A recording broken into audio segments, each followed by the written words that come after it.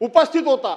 त्या दिवशी तो टँकर रस्त्यावर पडला आणि 16 तास रस्त्यावर पुणे मुंबई हायवेवर ज्यावेळेला वाहतूक थांबली होती, ती वाहतूक मोकळी करण्याकरता म्हणून एक तरुण दिवस रात्र त्या ठिकाणी राबत होता।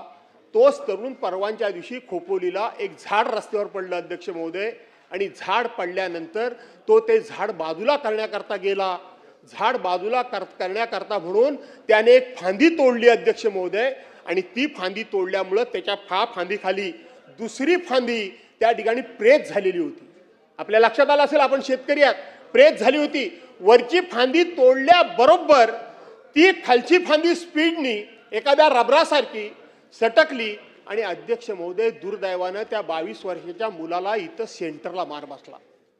अध्यक्ष महोदय सेंटरला मार बसला आणि तो जागच्या जागी खलास झाला। जागच्या जागी खलास झाला। अध्यक्ष महोदय, मी आपल्या मार्फत सरकारला विनंती करतो